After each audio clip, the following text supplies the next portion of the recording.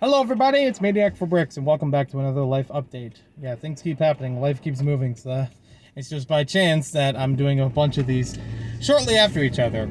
So this is a two-parter that I wanted to talk about. I previously mentioned that I was moving back home with my folks, and felt like I wasn't fulfilling as much as I thought I was when I was living on my own. So it is still a bit of an adjustment to get back into that.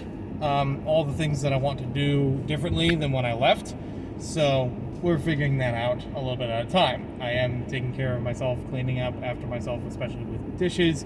I'm still working on laundry, and I still have a lot to unpack. So in the past week, it's not 100% there. That's fine. We're doing baby steps. I've already broken it down with a good friend of mine on how to do baby steps on a bunch of the things I want to improve on. I can't say again that they're perfect, but at least it's a good start that I can just say, step one, I should do this, and keep this in mind going forward. And then once I'm very comfortable with that and don't even have to think about it as much, then I can move on to a step two, advancing each of those things.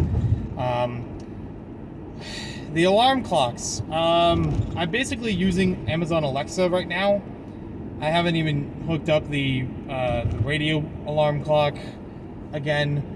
I'm not really using my phone because I've already known that's unreliable. The Lego alarm clocks, I haven't really set them up again yet.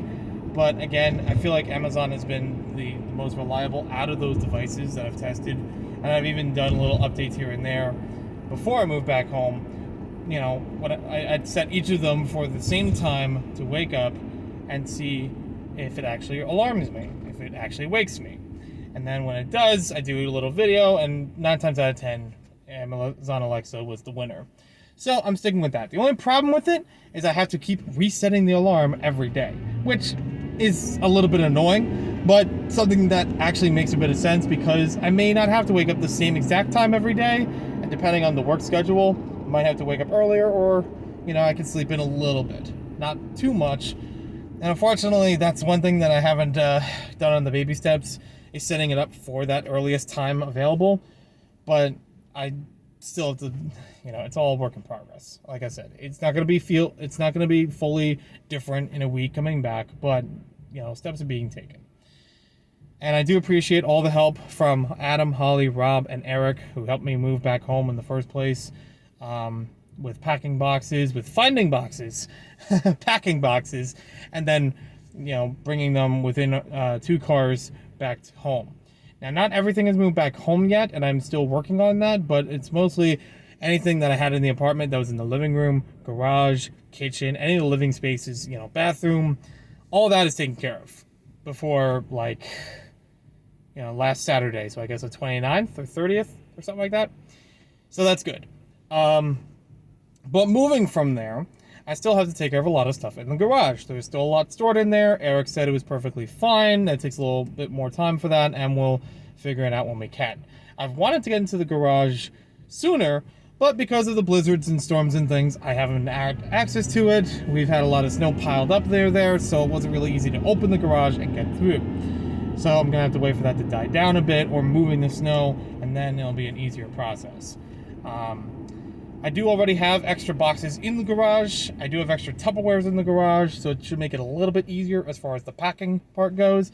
But it's still going to be a lot of stuff, and probably almost 2 more car trips, or 2 car loads, I should say. 1 car trip in 2 cars to move more stuff back. We'll have to wait and see. A lot of the stuff I've already brought back, I have not really unboxed as much because, a lot of it I don't need to. I mean, it's not essential stuff.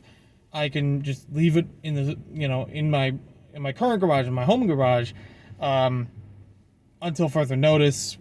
I might not even have time for it right now, and I'd rather just unbox the stuff that I need regularly, like clothes, toiletries, anything kitchenware. Number 2, I might be moving again. So we'll touch more upon that in just a little bit.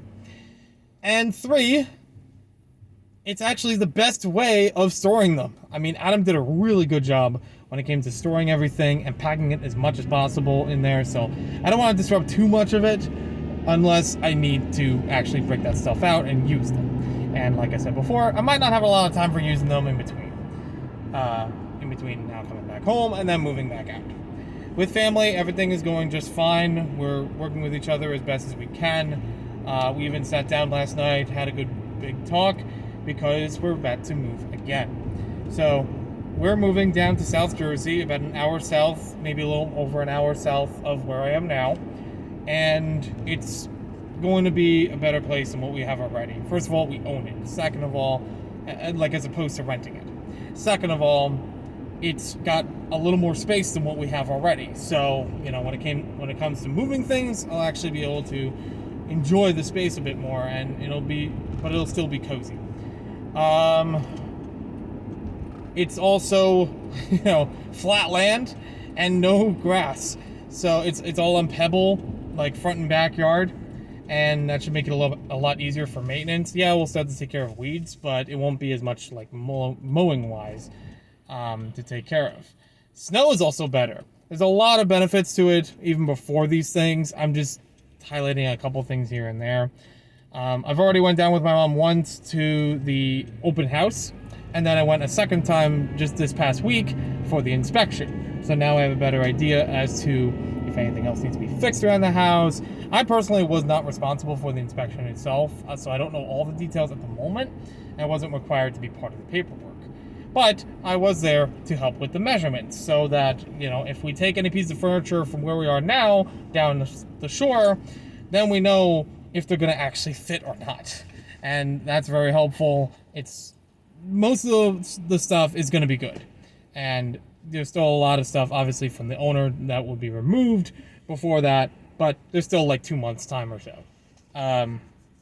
So we got a lot of time to figure this stuff out and get it ready for moving condition, but it'll be good. The major thing that we have to focus on, which we can work around, but we're still trying to see what options are available, is the couch. The couch in the living room is about a foot longer than the space allows for, and that depends on where in the house we put it. I mean, there's like a longer living room that we have access to, so we could fit it in different parts of the living room to make it a little bit better, but we're still rearranging that. I've already taken like 4 pages of notes when we were down there, and, you know, tape measuring the hell out of everything. So I tried to make sure that I was thorough, that I was going to cover as much ground as possible, that if we had any questions on such and such furniture that was important for us to bring down there, that we could do that, or make adjustments wherever necessary.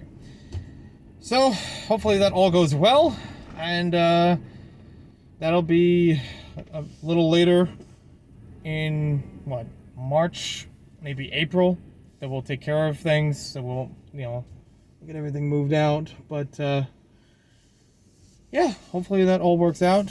I'll talk to you later as a little update for y'all, and have a good one. Peace, love, and fun.